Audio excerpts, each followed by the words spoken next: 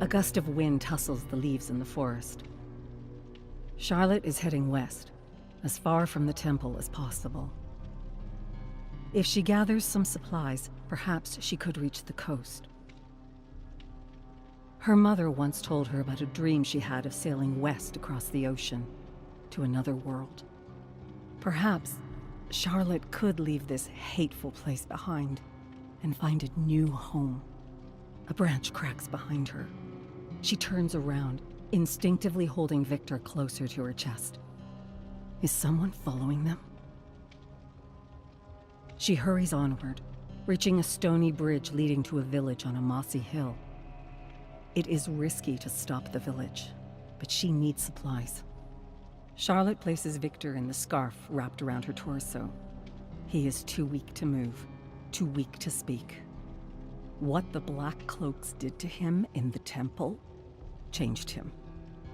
To build his strength back, she needs to get some food and medicine. Walking down the village's narrow streets, she reaches the market. Her mother taught her how to get what she needed from a vendor's stall. Distract them and only take what you can carry.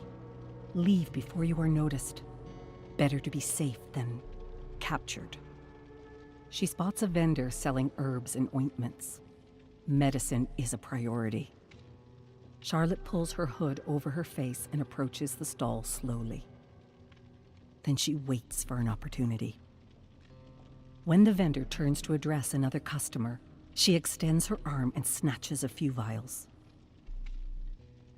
Then she spots a pile of fruit at the back of the stall. Risky, but the sweet smell of ripe apples is enchanting. She glances at the vendor, who is arguing over prices. She crouches and slowly sneaks past him. When she reaches for the basket of fruit, she sees what lies under it. Cured cheese.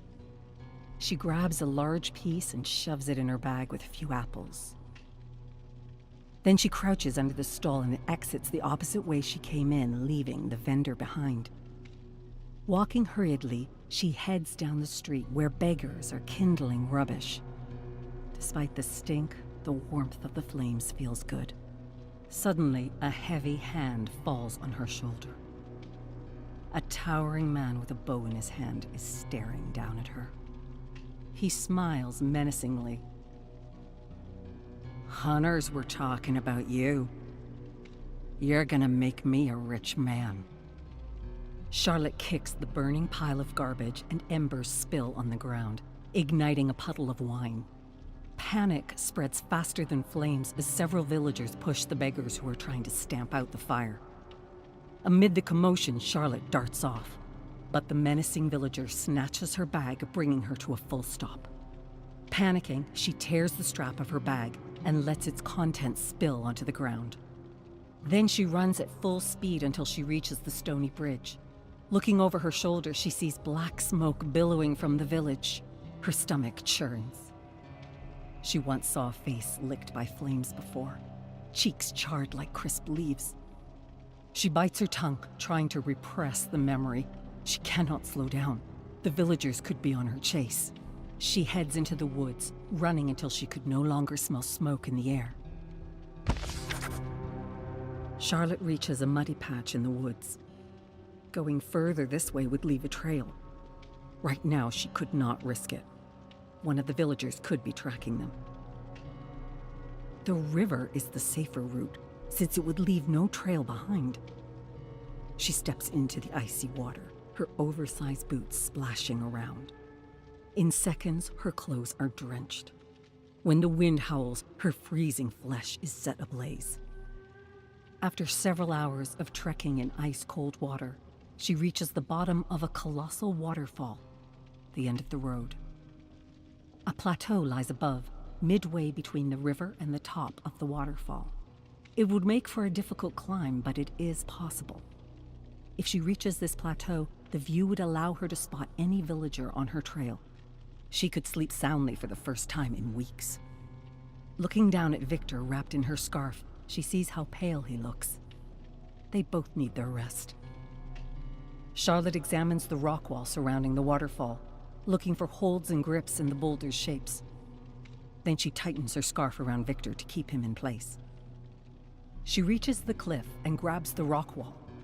1 foot up, then another. Her arms tire first. She lands her right foot on a protuberant boulder and shifts her weight to relax her muscles. But her heel slides out of her oversized boot.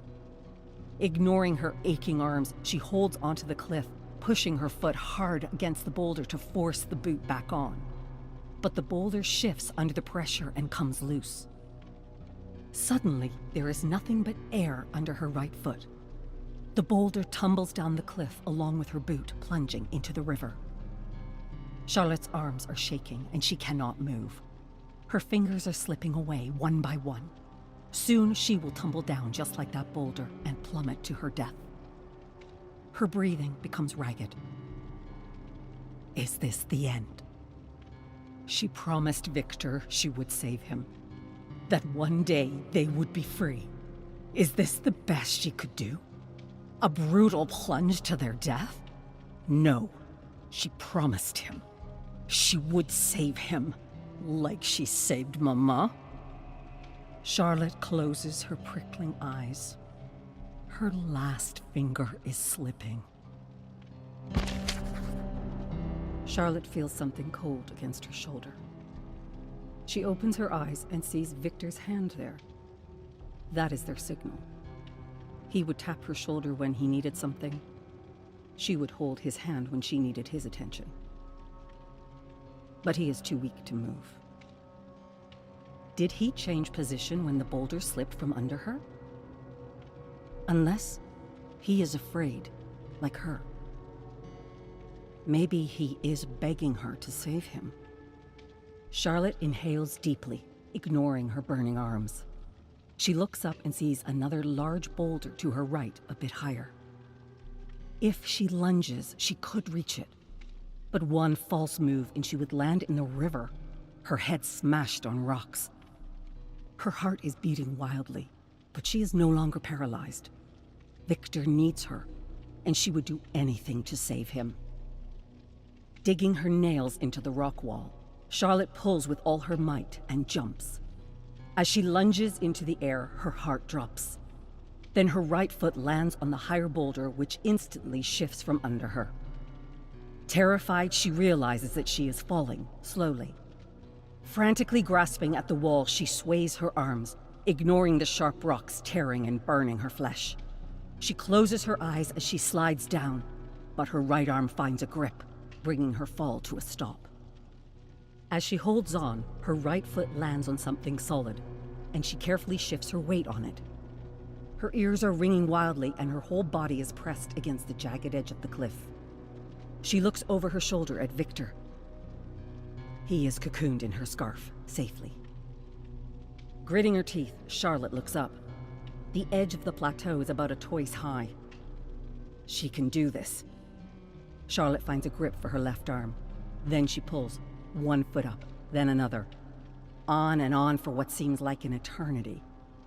All the way up until she heaves herself over the edge of the plateau, safe. Charlotte collapses on the plateau. For a moment during the climb, she thought it was over. The fear of death is nothing to be ashamed of, but something else happened. For a second, she felt a fleeting relief when contemplating death. And that worries her more than the witch hunters, more than the black cloaks, because it means that she betrayed Victor. For a moment, she abandoned him. How could she be so cowardly and selfish? Charlotte presses her hand over his cheek, ice cold. Isn't he already gone? No, she could not accept that. Losing him would be like laying down in a grave and waiting for soil to smother her. He is her, and she is him. They are one. She caresses his pale cheek. I promise you that one day I will take you far away from here, and we will be safe forever. A dark fog coils at her feet as her eyelids become heavy. Then her eyes close. Charlotte opens her eyes. She sits up slowly. She must have fainted. Instead of looking at the view, she looks down at Victor, who seems asleep. Is he? No. Charlotte could see some color on his cheeks. He will get better. Getting back on her feet, she examines her surroundings. A forest of evergreen trees stands ahead, and behind her, she gasps at the view. Tall pines spread west to the shoreline, where dark waves roll against a long bobbing wharf.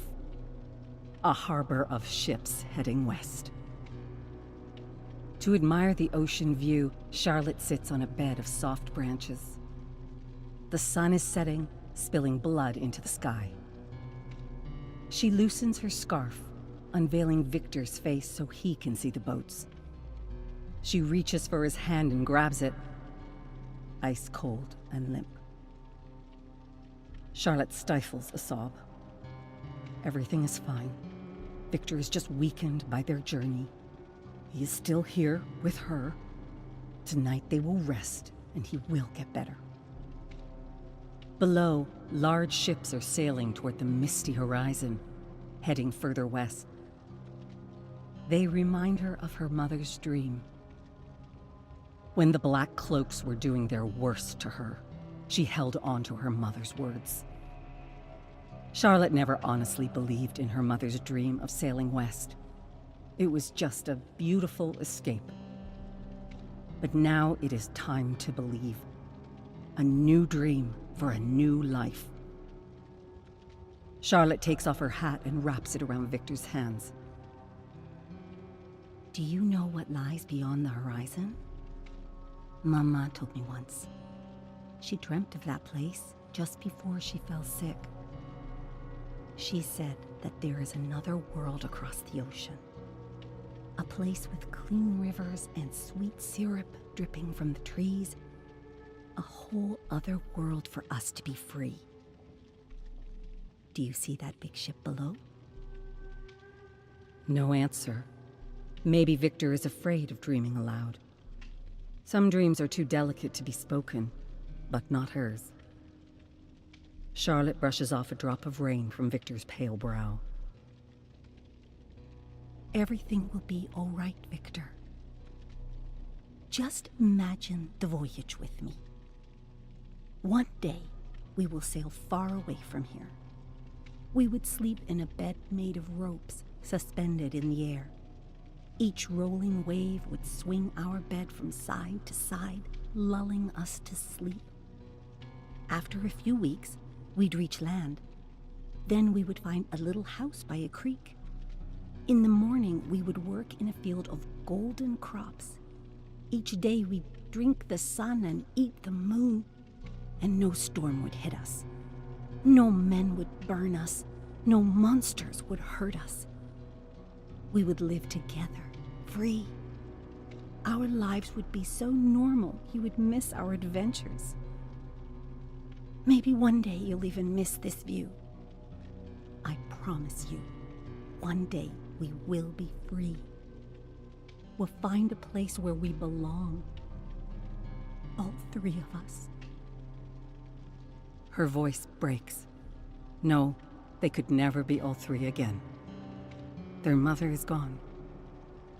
Charlotte looks down at Victor. He is so weak that she could barely see his chest rise. No, he is just sick. He needs to rest. She cannot pay her doubts any attention. If she does, she would be the next one to die. And then all three of them would be lost. Charlotte closes her eyes. She can almost feel the lush leaves brushing against her legs as she runs through an open field. Victor is laughing in her arms. They are far away from here. Cold winds howl against the cliff like hungry beasts. A songbird wakes Charlotte. She opens her eyes, feeling every inch of her body protesting in pain. Her throat feels coated in sand. Her temples throb. She feels sick. She looks down at Victor, who got paler overnight. Her fingers curl into a fist. How is she supposed to take care of her brother when her own mother failed? Charlotte feels so lost without her. Looking up, she spots the singing bird, a little sparrow. Images flash through her mind, soft feathers, sharp claws, and a delicate neck in her hands. Blood dripping from her brow as black cloaks beat her, until she wrapped her hands around the sparrow's neck and twisted. They forced her to do monstrous things. But she is no monster. Yet she was treated as one. And why? Because Victor is part of her, and she is part of him. They are one, united by blood and bone. They cry double the tears when hurt. They laugh twice over when glad. And even in their darkest moments, they are never alone. Side by side, forever. Who else could say the same? And yet they pay a heavy price for this gift. They are of one blood and bone. If one perishes, what remains? The night sky is clear and speckled with stars. Charlotte feels too sick to move. Victor must feel worse. Or does he? A low, feral growl echoes from the woods. Charlotte can barely see ahead, but the hairs on her neck rise. Something in the dark watches her. She grabs Victor's hand. Stay calm. Holding a large branch in her trembling hands, she walks towards the noise. Wolves are known to hunt far from villages. The further she travels, the higher the risks of running into one. While scanning the darkness, she spots a crimson trail on the glittering snow. Further ahead, a large wolf is lying in the snow, its gray fur marred with blood. An arrow is planted in its neck. Hunters must have left it to die. The wolf growls as its dark eyes land on her, but seems too weak to move. Then she hears a high-pitched cry. A little white cub hides under the wolf's leg. A dying wolf and its wailing baby striving to survive. Charlotte knows what she must do, and she hates herself for it. She leans over and grabs the tiny pup into her hands. The pup snaps at her fingers, but its teeth are too tiny to cause any real pain. Howling, the wolf struggles to get back on its feet, but its legs buckle under its weight and crash into the snow. Charlotte ignores the dying wolf's whimpers and digs a hole in the snow too deep for the pup to climb out of.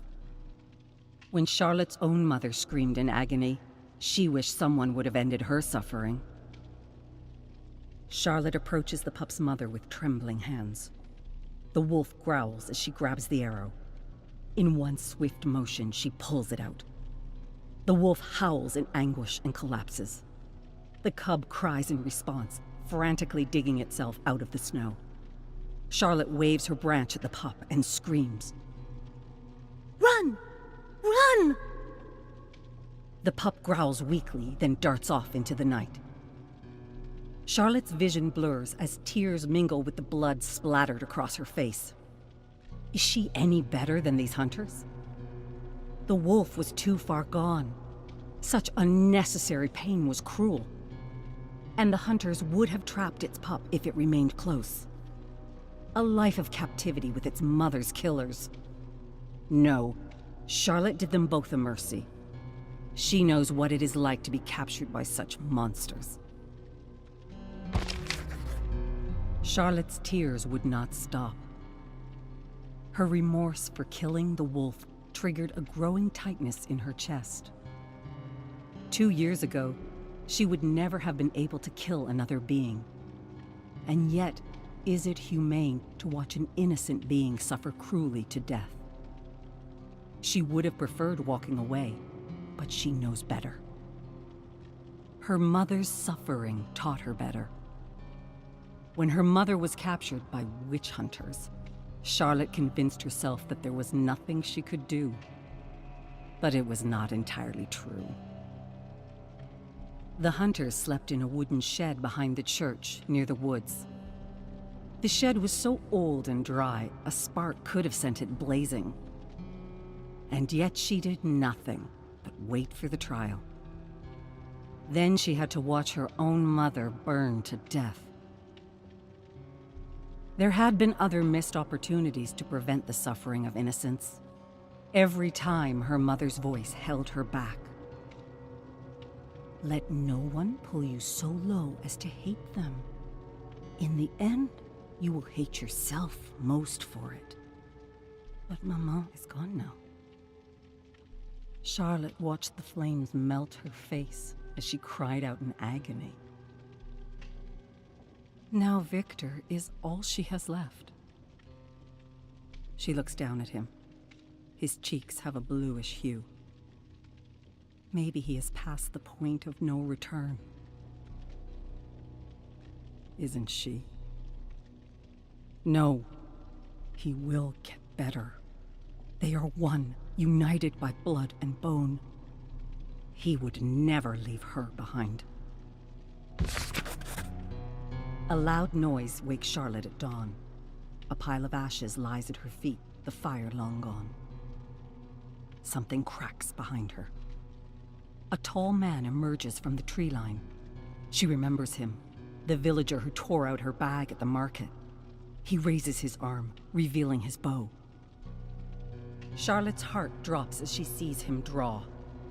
Stumbling to her feet, she darts off into the woods. As arrows land beside her, she keeps her eyes fixed on the ground to avoid protuberant roots. Panicking, she rushes her step and her left foot lands on a stump, twisting her ankle awkwardly. She tumbles down to the ground.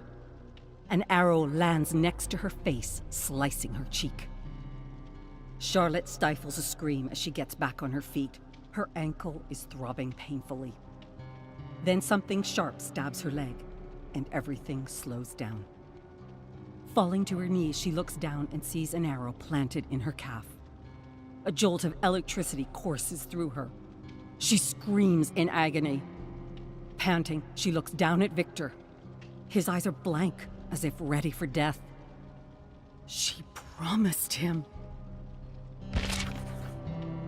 Charlotte grits her teeth and takes a step forward, dragging her injured leg. The pain is torturous, but she ignores it. Victor needs her. Looking up, she sees a large oak tree perched over a small hill. She could hide there. Every step uphill is an agonizing cycle of tearing and burning. She bites her tongue to stifle her cries, tasting blood. Once at the top, she hides behind the oak tree to catch her breath. But her vision blurs, and she collapses into a pile of dead leaves. The tip of the arrow dug underneath her skin, tearing up her tissues. She presses her palm against her burning wound. So much blood. Her ears are ringing. Nowhere to run. No escape. Sailing to the new world is an impossible dream. A branch cracks behind her. Charlotte caresses Victor's cheek. They are one, united by blood and bone. He is her and she is him. If one perishes, what remains? Groaning in pain, she sits up slowly. Nothing will tear them apart. Not even death. They are side by side forever.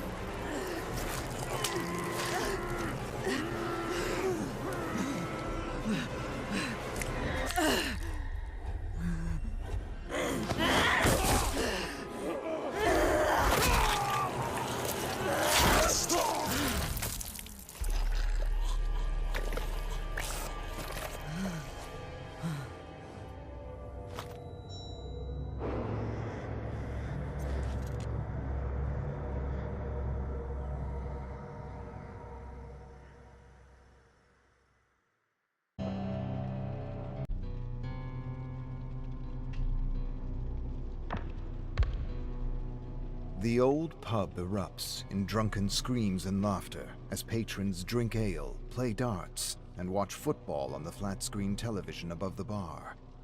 David sits alone on a hard wooden stool at the bar. He can already see Jasmine in his mind's eye. Blonde hair, blue eyes, short skirt, walking out of her apartment with wafts of wild vanilla and a few fun quips like all those black and white films his mother used to watch alone in the kitchen. She's everything like the movies, everything his father admires in a woman, and more. And she's certainly a perfect date for the old man's retirement party in the coming days, sure to turn heads and make him proud. David gulps his evening ale, winces at the bitterness, and thumps the pint against the metal countertop, still feeling the tightness around his neck and shoulders. He figures he needs a little more social lubricant to make this first date go off without a hitch. The last thing he wants is to screw things up before the party. David scans the bar and gestures to his old friend Rick. He slides his empty glass, nods for a refill, and suddenly feels a sharp pain at his left side. Rick returns with a foamy golden pint dripping on the sides as David snatches it from him, takes a sip, and winces. Tastes bitter, and he knows it ain't supposed to be this bitter. He waves Rick over and leans forward. This shit is killing my insides, and it tastes like someone farted in a bathtub of donkey piss. You pulling this shit out of an engine? Or is it real? It's real, Dave. As real as it gets. It tastes like poison. Well, why don't you stop punishing yourself? David's left side pulls again. He struggles to remember if the appendix is on the left side or the right side. He isn't sure. Doesn't matter. Everything hurts in his stomach and chest, and he figures he's better off with a ruptured appendix anyway. Some poisons are good for you. Rick shakes his head in disagreement. I take it easy anyway, unless you want to be a total shit with what's-her-name. Jasmine. A drunk fan approaches David. Look here, as I live and breathe, David fucking King. Why not come and have a seat with us?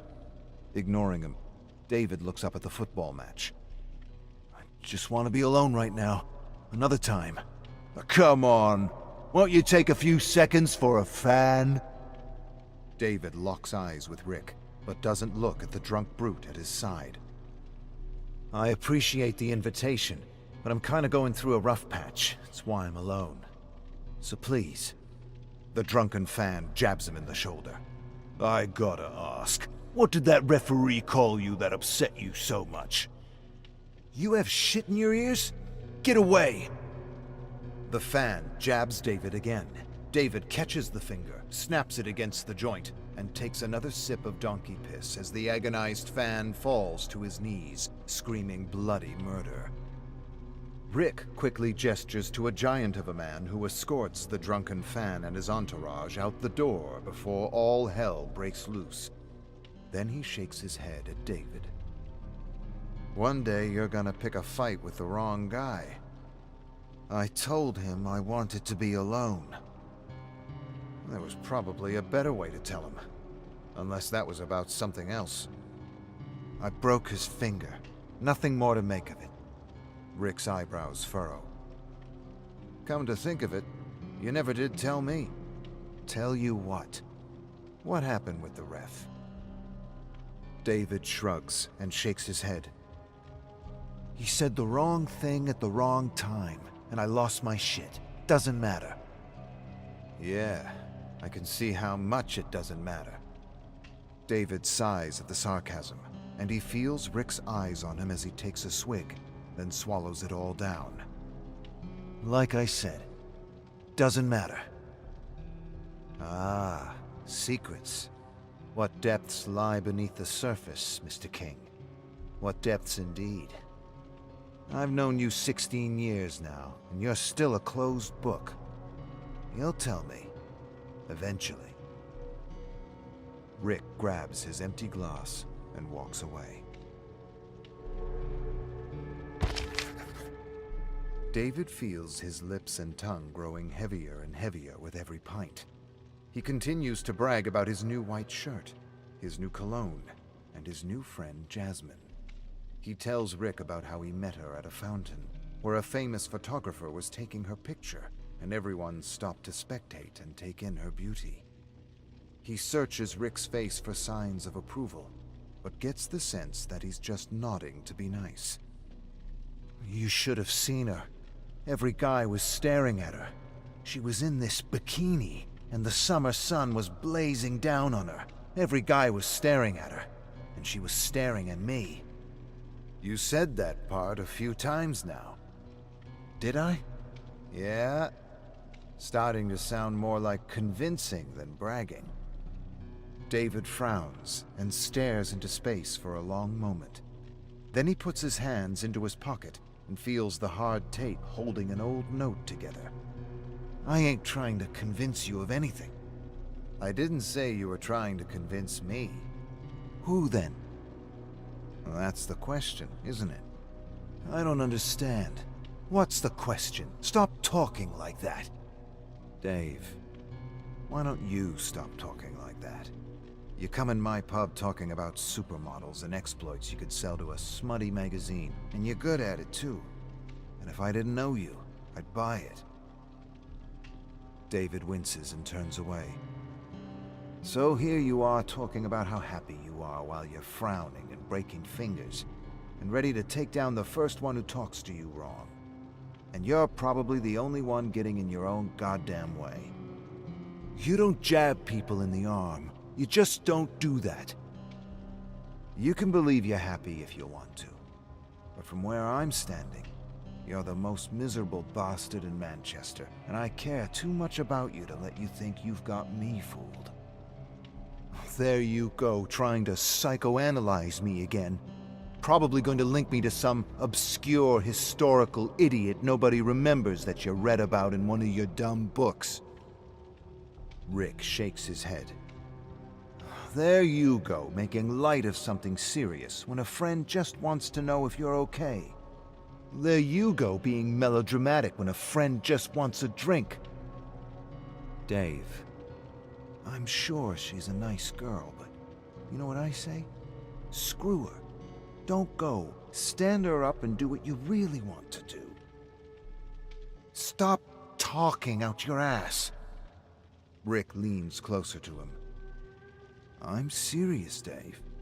Serious as the note you keep in your pocket. You know, the one you read every now and then when you think no one's watching. David leans away from him. Mind your fucking business.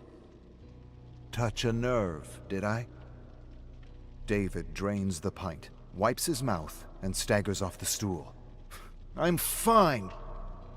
And he pushes his way through drunken patrons and the thick wooden entrance doors, losing his balance and stumbling into the cool, indifferent summer night.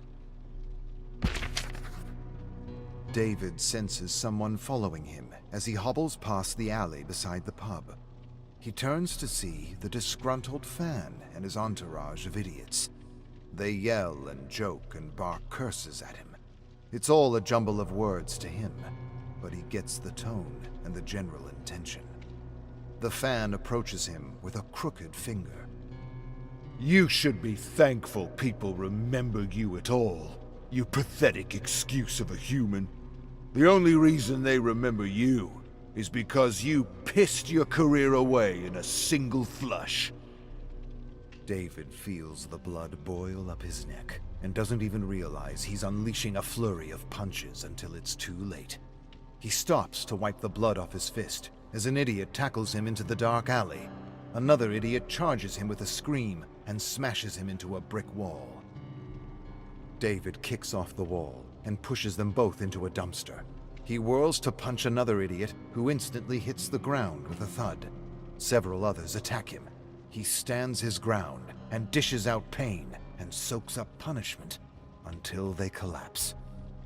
David looms over them, impressed by his strength, when suddenly someone kicks him in the back. He topples over as he feels an arm wrap around his neck, choking him like a boa constrictor. Through blurry vision, he watches the idiots take turns punching and kicking him in the gut and face. The boa releases David, and he collapses in the gutter with 2 tennis balls for eyes, a bleeding nose, and a tooth he feels slipping down his throat. He crawls out of the alley and onto the sidewalk, where people walk by him without taking much notice. Then he turns on his back and stares at the stars glimmering beyond a broken streetlight, grateful he didn't puke. Then again, he was never one to puke. Not when he drinks, not before a game, not even before a family gathering. David barely sees the legs of pedestrians walking around him. He hears them whispering, talking, laughing, and growing silent as they approach him.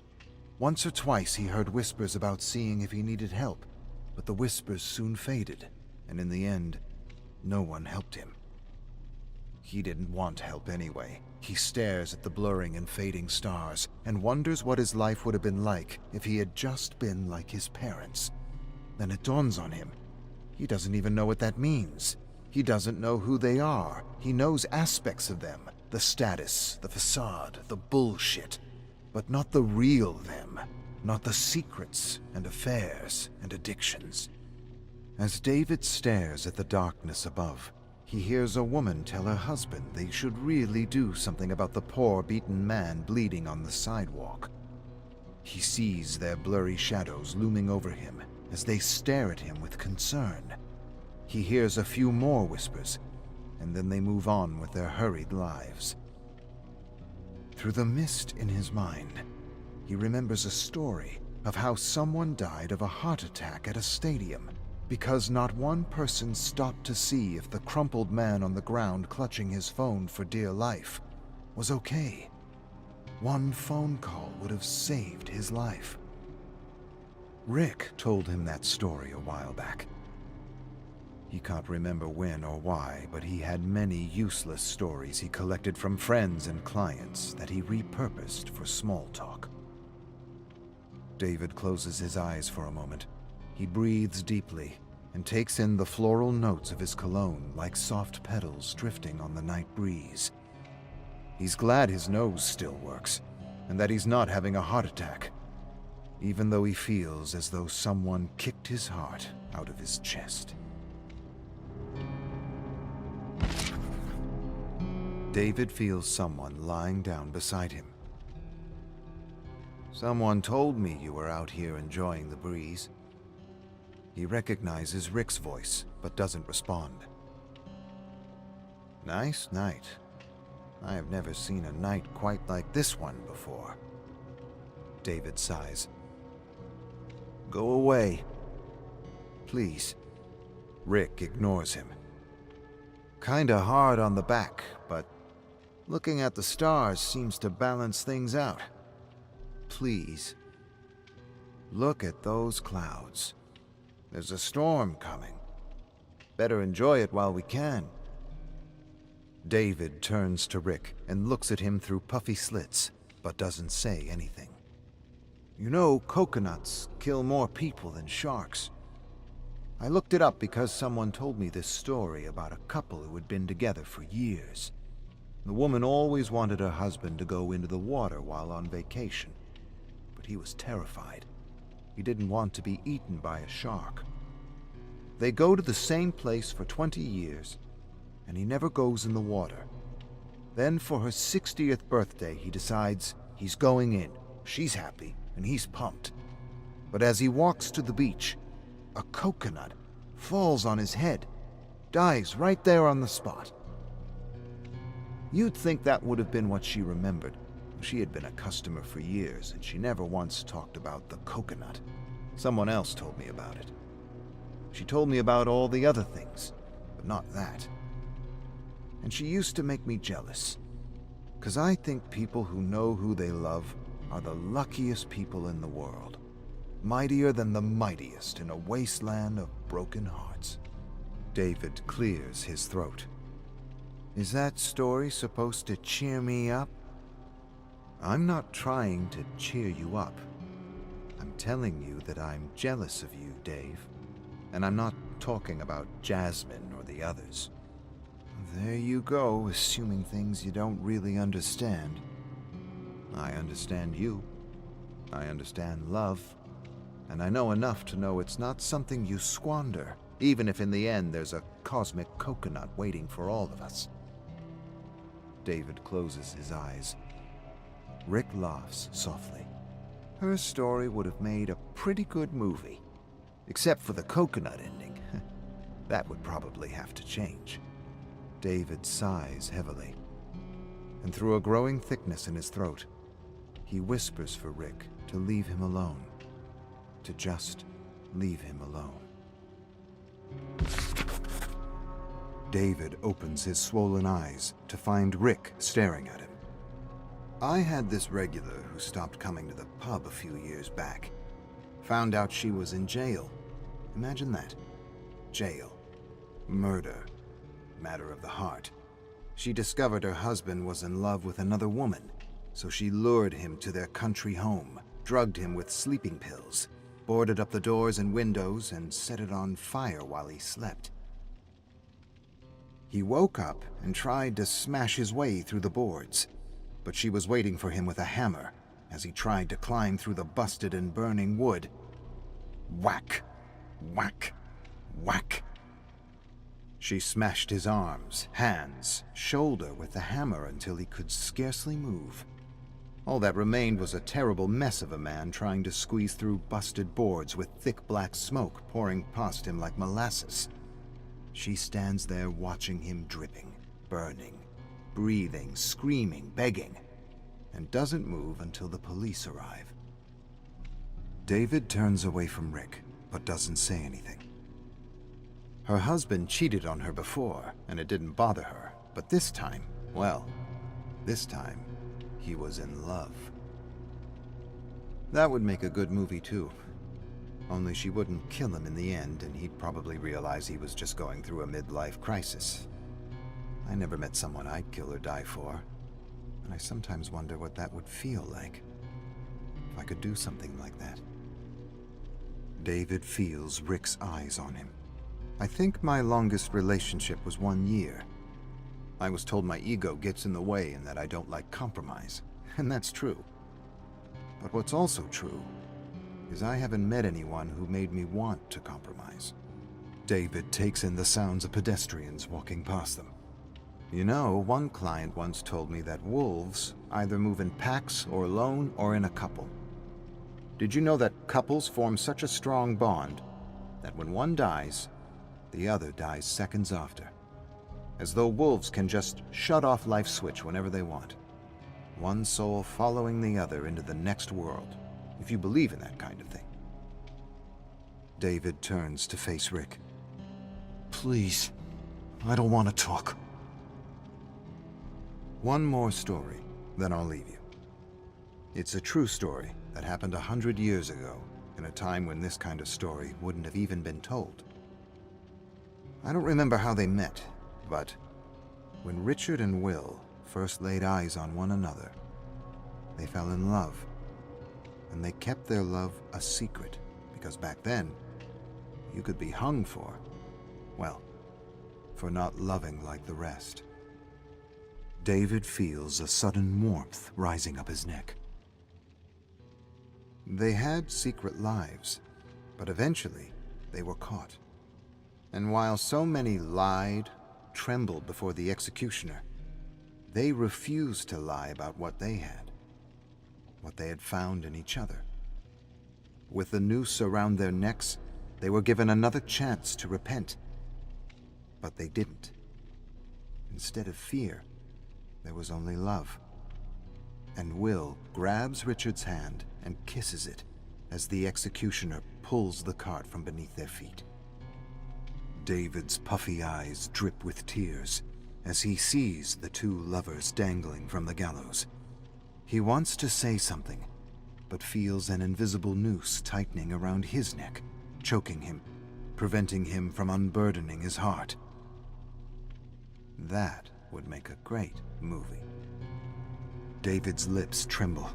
He wants to say so much, but the words just won't come out, and he feels like he's sinking deep into a world of mud. Then his face tightens and his whole body quivers as he tries to suppress the pain. Losing the battle, he erupts with gasps and broken words as he desperately tries to breathe. And Rick grabs his arm, supporting him, holding him, preventing him from sinking deeper and deeper into the wasteland where so many have been lost and forgotten. What was it about him? The question stumps David. He takes a moment to gather himself. I couldn't say one thing. It was a bunch of little things that just made me feel good when I was around him. Everyone else makes me feel like I gotta be something I'm not. But not him. I never did believe the press release. My parents can't stand each other. They should have divorced years ago. But they keep up the show and have their secret lives. So I guess that's normal. It works for some people. I miss him. I miss us. I remember meeting him like it was yesterday. Just being with him was enough to know. And I knew right away that he was special. And that he would somehow be an important part of my life.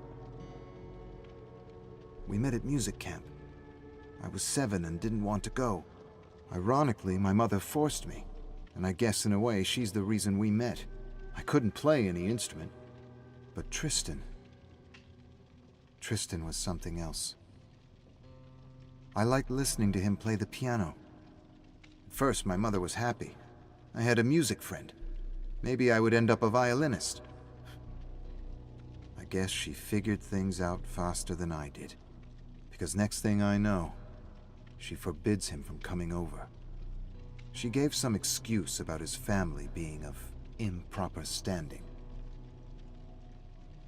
Then the talks began. The responsibility of being a king. She tells me about the image of our family and the strength of our name and how I had pretty big shoes to fill. Sacrifices for the family and all that bullshit. But she never said exactly what she meant. She always danced around what she really wanted to say. David laughs. Tristan ended up going to the same secondary school as me. Funny how life works out. He used to write me notes, quotes, poetry, proverbs, smart aleck comments he knew would make me laugh. We got back together in secret and were together for years, till he began asking me to be introduced to my parents. Couldn't do it. I broke up with him. He broke up with me. Crazy fucking cycle. Last year, he wanted a real commitment. He was talking about a family and kids. I nearly brought myself to doing it, but I didn't. I broke it off and broke his heart. He didn't take it so well, got pissed, and actually came to my birthday party at the pub. He just shows up, and he gives me a kind of Great Gatsby toast. And he hesitates. And I know what he wants to do. I know what he wants to say. But in the end, he doesn't. Instead, he says what a good old pal I've been to him. And he makes a smart aleck joke about how I'm a ladies' man who will definitely never settle down. And with tears in his eyes, he finishes his toast with, "To the importance of being king." Smart ass. And everyone toasts to it, even the old man. King laughs, then stops suddenly. Tristan staggers out with his pint and leaves an old note on the table. Something he had given me in an English class while the teacher was massacring one of his favorite writers with ridiculous interpretations. He called me a few days ago, invited me to a party at the Gold Lantern Cafe. A going-away party. Tonight. He's leaving for New York. Some piano gig. He's leaving with some guy he just met. They hardly know each other a month, and he's following him to New York. How ridiculous is that? Rick says nothing, as they stare at the fading stars for a moment. Silent tears slip out of two narrow slits for eyes. David clears his throat and wipes the tears away with his arm. You ever feel like just stopping? Rick turns to David. I imagined you'd have to start before you could actually stop. Way I see it, you've always been this lion, taking down the bully, the asshole, the abuser. Ever since I've known you, I've admired you for that. You're great at clobbering the shit out of anything that gets in your way, except maybe yourself. I figure you could try building things, growing things, nurturing things. Things like you. Rick squeezes his arm.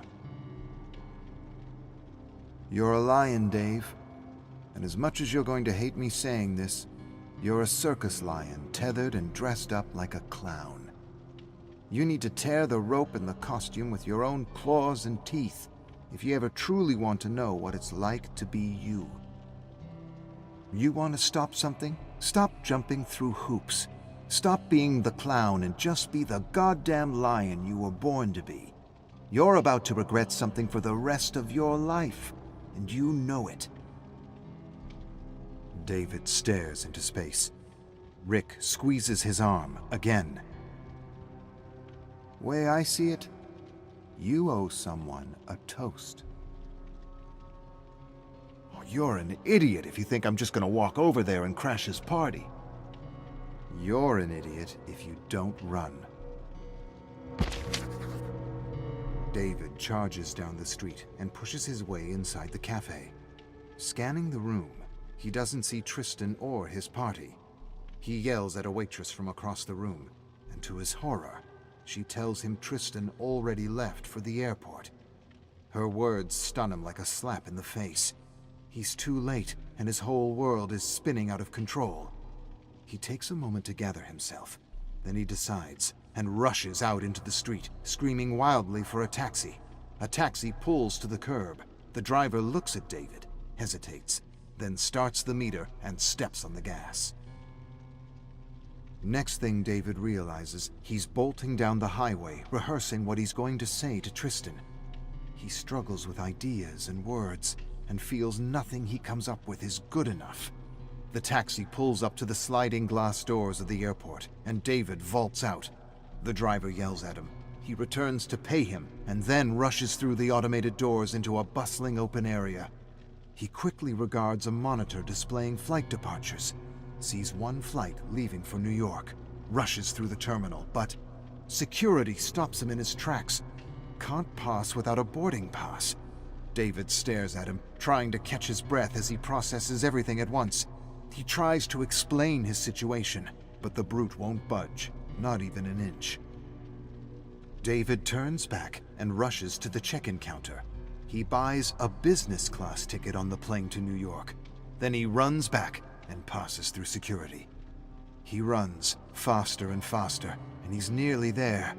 He's going to do this. He's really going to do this.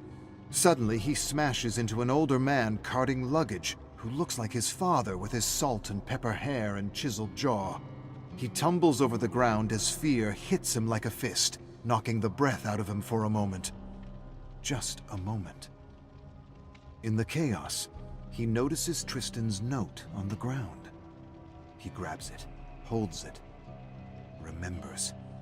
The man yells at David to be careful, but that's the last thing David wants to do right now, as he puts the note back into his pocket and clambers over a pile of luggage and charges away.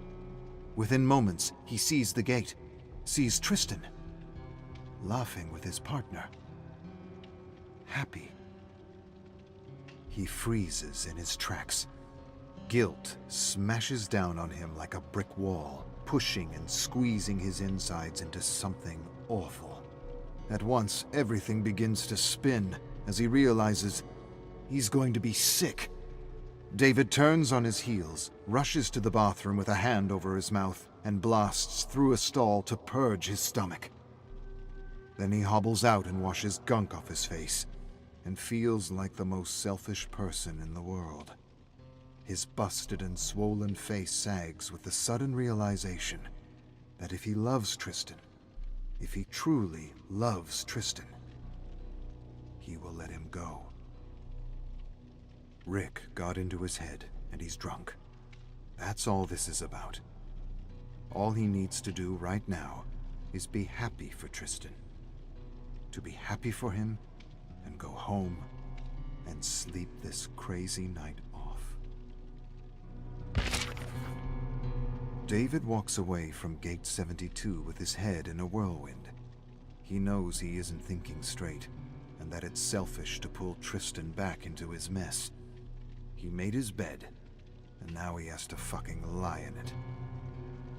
David approaches the security gate, and his heart clenches like a vice.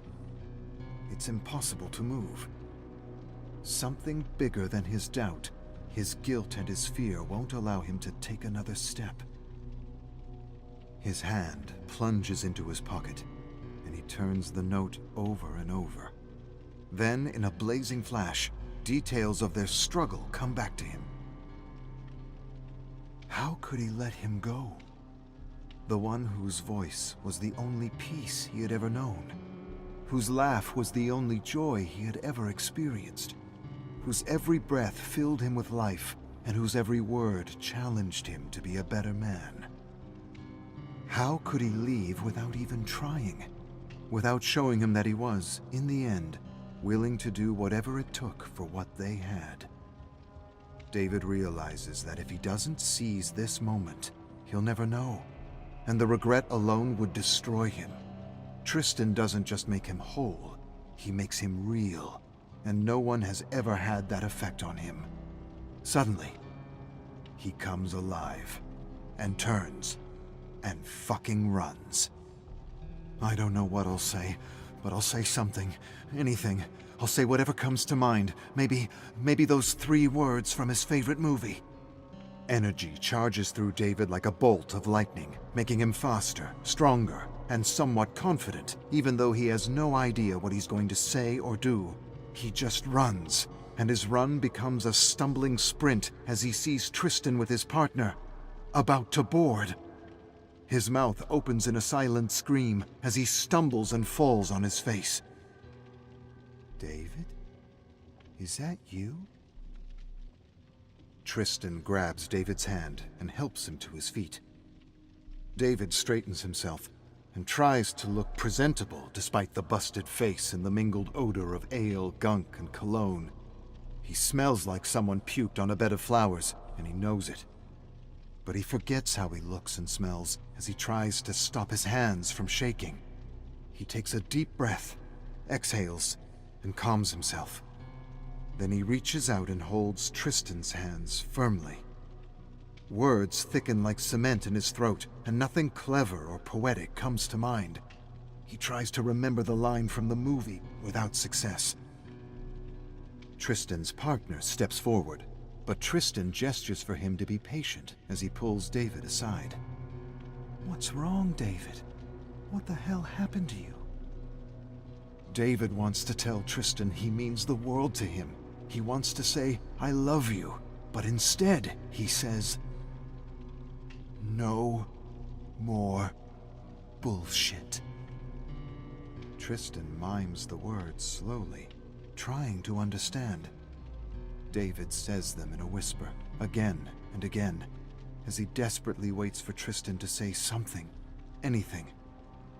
Tristan says nothing, but his eyes mist, and he suddenly looks happy and sad and very confused at the same time. In the rainy darkness of night, David staggers down a street he doesn't recognize, drenched, cold, singing some half-remembered folk song. The last thing he expected was a fairy tale ending, and of course he understands Tristan needs time to think things through. How much time? Hopefully not much. Just enough for him to step off the plane and call him to say, as you wish. Shit. Now he remembers. At exactly the wrong moment. David smirks. Doesn't matter. He's never felt so good, so free, so euphoric in his life. He lets the feeling flow past him like a gentle breeze and gets the sense that he's been born again, or born for the first time, and that before this night he had merely existed as a cardboard cutout with little self-awareness except for the fear that had come to rule his life. His hope is that when Tristan's plane lands, he will receive a phone call asking him to be on the next plane out. If that is, he ever finds his wallet. Oh, no matter. If he can walk home from the airport, he can swim across the pond. He laughs to himself and figures his wallet will turn up somewhere. It always does. But what if he calls to say it's over? The thought catches him by surprise. That's probably what will happen. Truth is, love doesn't triumph, and our fears get the best of us, always. That's why fairy tales are written, to escape the endless disappointments and heartaches of real life. Regardless of what you think, your love isn't strong enough, and when he calls, it's only to tell you it's over, for good, because he won't let you break his heart again.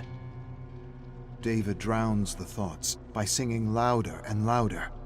Then he stops suddenly when he sees a park he half recognizes.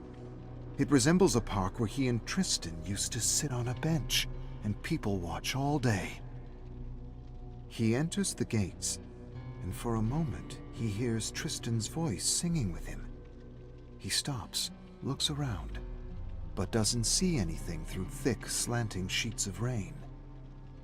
David continues through slumbering bushes and sagging flowers under a thick canopy dripping and pit-pattering with rain.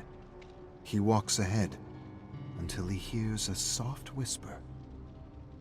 No more bullshit. He turns to face Tristan. He rubs his puffy eyes and stares with disbelief. Tristan laughs. Only you could massacre a line like that. It can't be. It's impossible. David narrows his gaze on Tristan's silhouette. He must have somehow disembarked the plane. Or maybe he never boarded in the first place. He doesn't really understand what's happening. But he knows better than to overthink his luck. David runs to embrace Tristan, but just as soon as he touches him, he withers away like a dead flower. With a gasp, David drops to his knees, hopelessly trying to catch the falling petals that melt in his hands and drip through his fingers into a gathering fog. He barely has time to register what's happening when he hears footsteps squelching in the mud and water all around him. He looks up slowly to see every single bully, abuser, and shithead he ever took down advancing on him.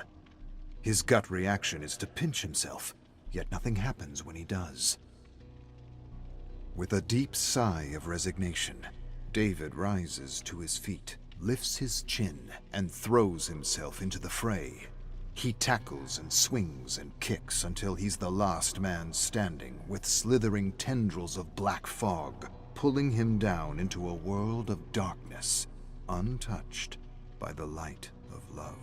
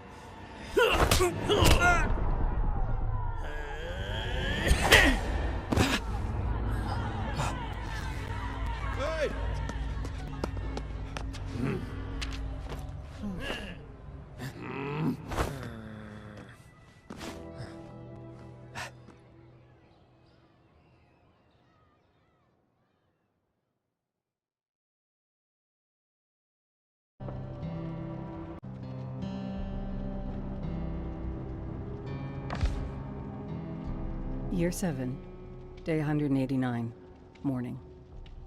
Through the endless reaches of this dark dimension, we have made an astonishing discovery.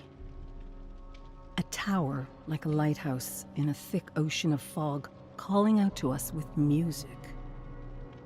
Several of us recognize the melody and rush through the fog to find the tower abandoned by its past occupants. Year 7, day 189, afternoon.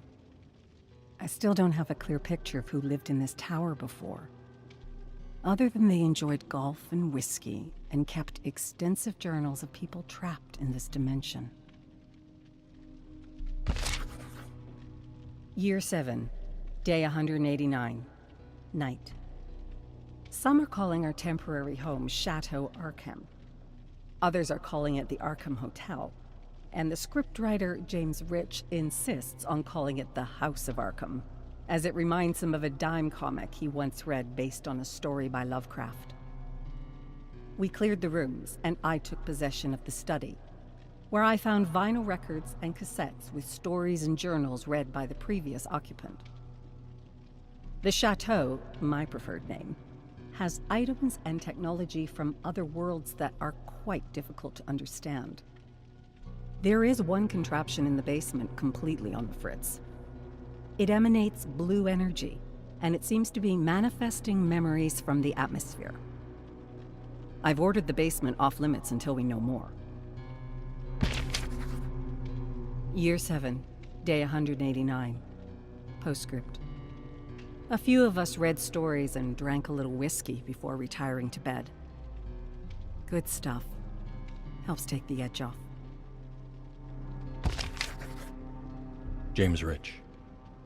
Journal of a moving picture. Of dreams and madness.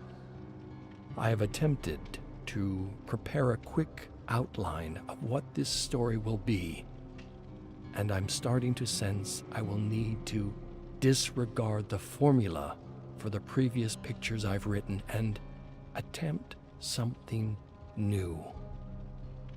The truth is, I can't make sense of any of it.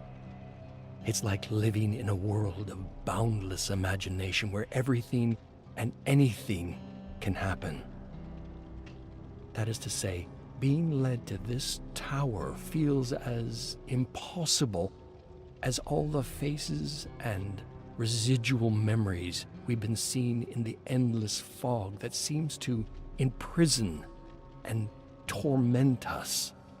You can bet your last dollar if you walk in this fog long enough, you'll bump into Lovecraft in a straitjacket, convulsing on the ground, dreaming up all this impossible horror, and that all that I am and all that I'll ever be is just a figment of his madness.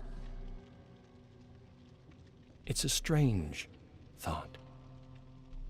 I've mentioned the idea to several others, and they agree this tower does have the feel of a house or a hotel you would find in his fictional town of Arkham. Several in the group began calling the tower the Arkham Inn, but I still maintain the more fitting name is House of Arkham.